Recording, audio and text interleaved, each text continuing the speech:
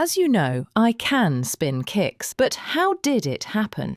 The thing is, since childhood, I was a fan of Van Damme, Chuck Norris and Bruce Lee. Well, not exactly. In general, from everyone who could kick beautifully at that time, I wanted kids. Naturally, I went to the first taekwondo class I could find to be able to do the same, so that I could do the same. I immediately became famous there because I showed up in tights, thanks to my mum for the fashionable verdict. However, everything else went great for me. After a couple of training sessions, I was already able to do a side split. Either I have a talent for this, or the tendons and ligaments of an 8-year-old child are so elastic and flexible, or I stretched too fanatically with all my might, ignoring the fear of tearing my butt. I was picking up everything better than anyone else in my age group, because after every training session, I would also practice all the moves at home, and I would watch all the fight scenes from The Matrix 785 times while doing the splits. So after a couple of months, I was moved up to the teenage group, because skill-wise, I had kind of outgrown that chubby little group, which caused 2 groups to hate me immediately. And then one day the coach says that we are going to a competition, but not just any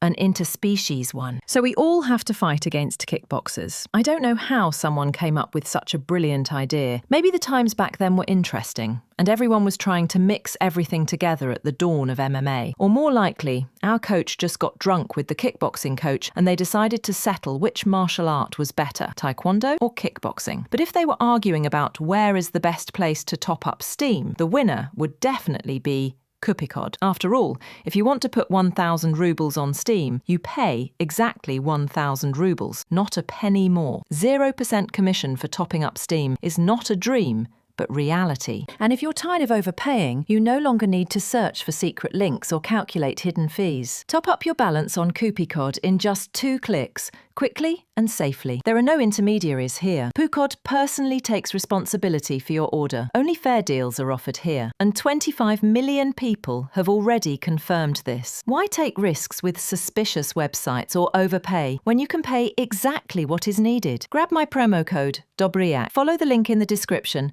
and top up your balance with it without any fees. KickBoxer does what others cannot. By the way, did you know that kickboxing used to award belts too? No? Well, never mind.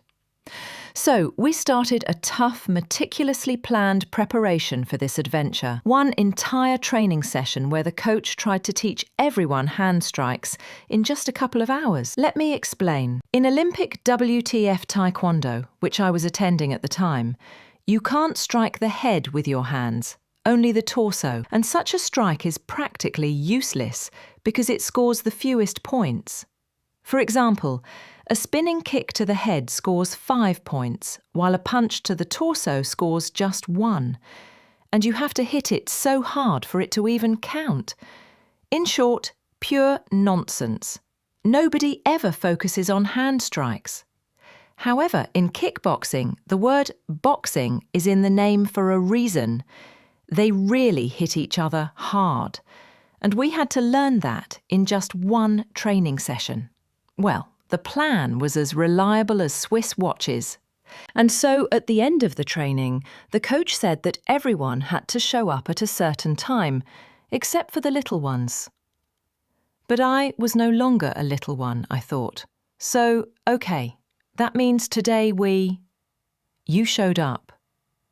I showed up, yes, although I was already in the middle group. In terms of age, I still didn't qualify and wasn't supposed to participate. But since I had already limped over, they took me too. When they showed me my opponent, I understood why they didn't want to take me. I was 8 and he was almost 10.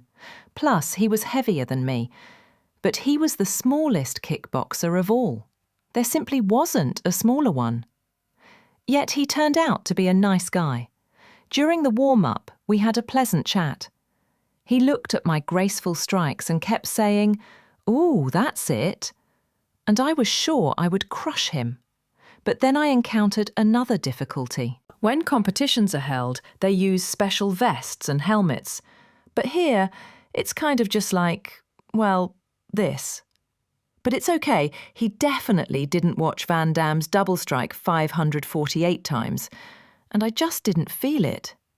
And when the fight started, I immediately got a nice double hit. Shock! I don't want to cry. I immediately wanted to respond in kind and show my filigree hand technique, polished in a single day. And of course, I didn't succeed at all. Then I heard the coach yelling that I, little rascal, should kick, and I even landed a hit, which angered my opponent, and he, too, apparently forgot all the technique he had been taught. And then the windmill fencing began. It was an inhuman battle. Beasts, a worm and a maggot stepped into the ring that evening. Two elements clashed: fire and water, and urine. The hall was filled with a funeral-like silence. Every hit felt like a powerful fart in a puddle. But because he was more experienced in this, in short, he smashed me, and I lost on points.